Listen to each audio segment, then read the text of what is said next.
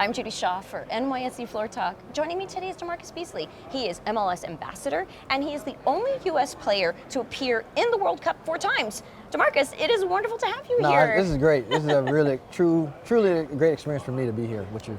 All right, well, welcome to the New York Stock Exchange. Now, it's World Cup. It's here. We're all excited about this. So tell me, what do you think about the men's national team, the U.S. men's national team, and what are you most excited about in this tournament? I'm excited about, first I'm excited about being back. Obviously in 2018, we didn't, I was a part of that group. It's still kind of heart-wrenching to talk about, but I think that's the biggest thing, is that we're back. We have a young squad. They're hungry.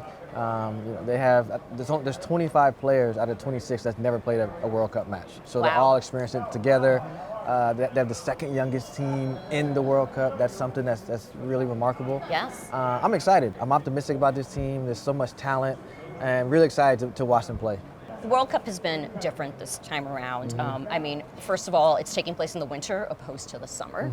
And with it taking place in Qatar, there's been a lot of controversy around that. So tell me, what are your thoughts around this? And how do you think it's affecting the teams?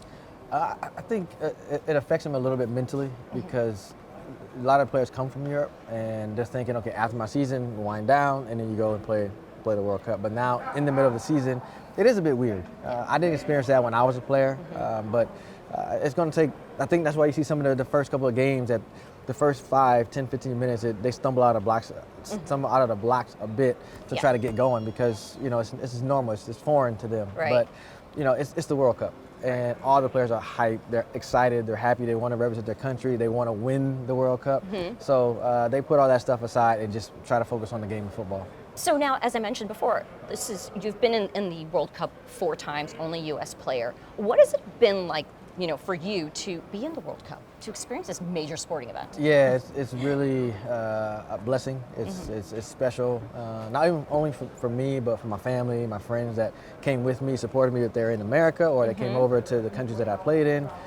It's truly a dream come true. And I know it's cliche to say, but as a kid in our sport, you grow up, you can look at a club team you want to play for, or be a professional. But a lot of kids dream about playing in the World Cup, because you're representing your country at the highest level. And I got a chance to do that a couple times. So it's really special. And there's so many experiences that I can take from those 4 different times I was at a World Cup, and the stayed true to my heart. Yes. So now, you mentioned that the U.S. men's national team it's a young team. Now, what does that mean for the growth of the sport? And talk to me about the current league. Yeah, that's what it is. I mean, you look at the academy system that MLS has put in. I think that is on the right path. You're showing these kids that there is a pathway straight to get to the professional level, and you're starting to kind of see that get into fruition now. You look at guys like Gio Reyna, you look at Weston McKennie, they all came from an MLS academy system. You look at our captain, he's 23, Tyler Adams. He came from the Red Bulls academy. That's something special. Being that young and kind of having putting that burden on your shoulders, and to be able to come out and walk your team out in a World Cup match, that's special. But they're all MLS academy players. Right. So, this is just a start. You look at 2026, and you're going to see even more younger players get that chance to represent their country at the highest level. Right. So in 2026, World Cup's going to return to U.S. soil. So what do you think is going to happen in the next 4 years as we wait for 2026 with League? It's going to blow up. I mean, I think you look at it now. You look at all the hype around that World Cup. Yes, people are talking about 2022, but people are excited about Canada, Mexico, and United States. It's coming back to the United States. We haven't had it since '94. The cities that are hosting are amazing cities, amazing hosts.